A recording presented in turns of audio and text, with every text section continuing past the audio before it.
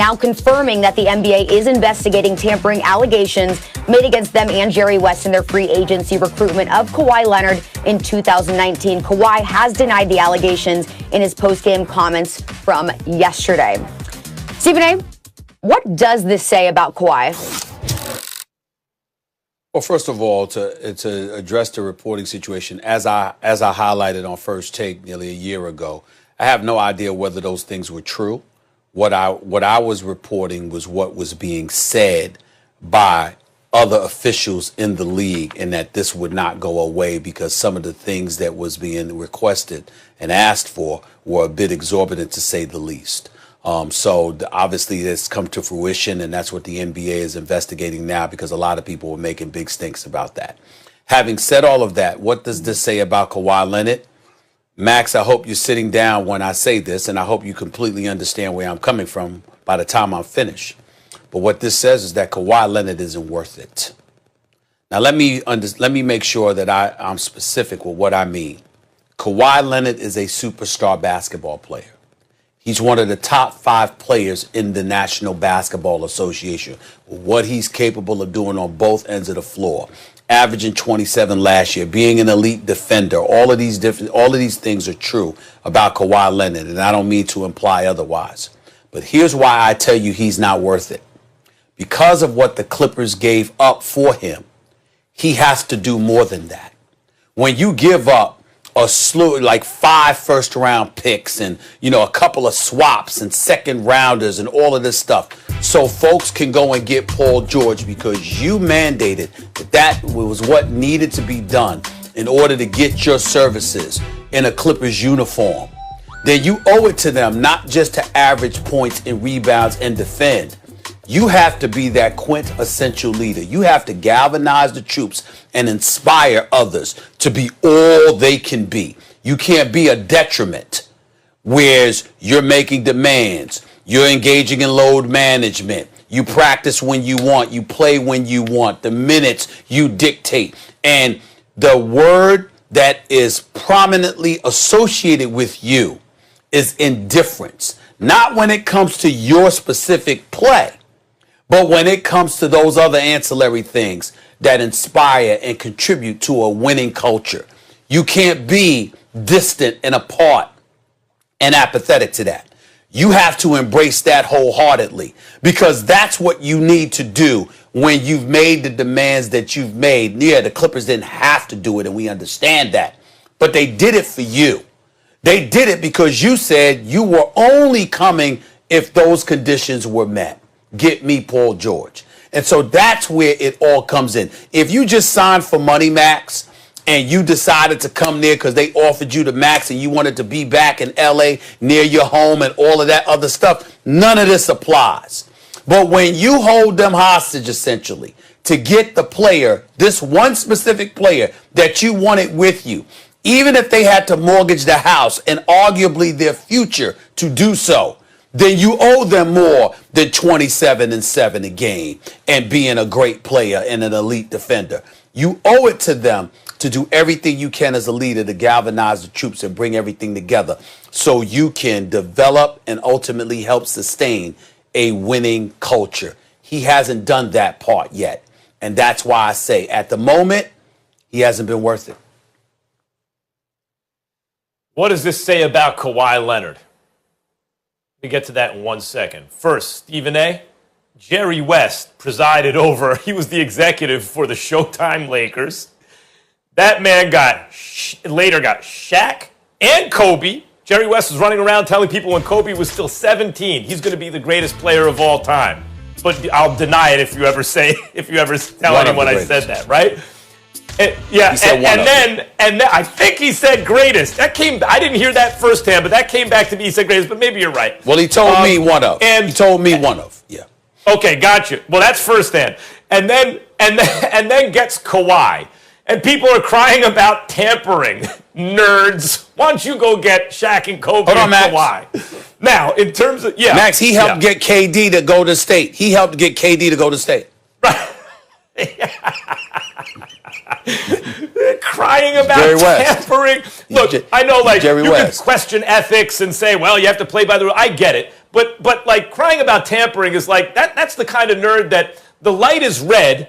You're a pedestrian at the crosswalk. There's no traffic coming. It's the middle of the night, and you wait there until it turns green, right? Like, I can't. Some people are they can't be helped. Look, Kawhi is worth it, Stephen A. If you wanted to say he wasn't worth it, I don't think that's even the best argument. The best argument is he made the mortgage of the future for Paul George.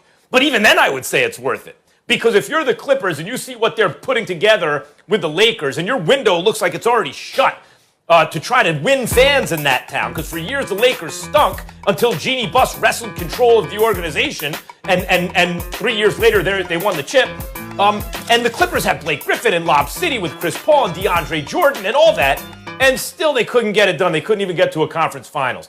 So if you're Steve Ballmer, you're like, Kawhi Leonard has been the best player on 2 championship teams. I know you could argue, no, it was Tim Duncan or Ginobili, or maybe not Parker by that point in 2014. But I think they were all about the same. And when you looked at the trajectory of where they were heading, there's a reason Kawhi not only guarded LeBron, but by the end of that series was dropping like 20 a game. He didn't average it for the series.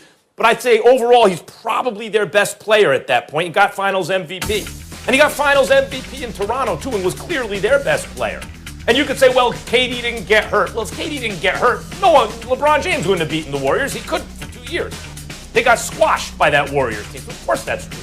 And you want to argue Clay, I don't know. I can't prove a counterfactual, Stephen A.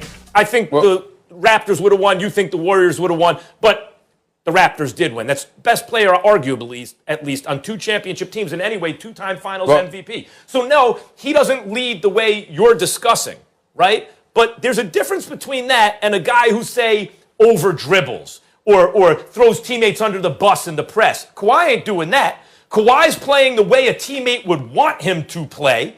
He's just not, as you would say, galvanizing the troops. To me, that's still worth it. If that guy's going to go out and ball and make the team better and not demoralize anyone and not hog the ball and stuff like that and play good team basketball, I'm good.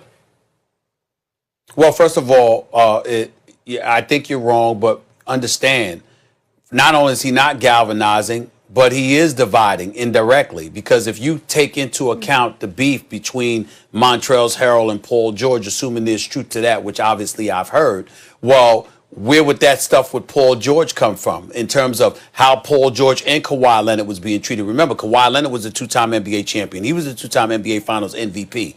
But Paul George was receiving similar treatment, even though he had never even been to the Finals, let alone captured 2 championships and 2 NBA Finals MVP. So where would that come from? It would feed off of Kawhi Leonard, because Kawhi Leonard made Paul George's arrival a condition upon him arriving with the Los Angeles Clippers. See, this is where the accountability comes into play.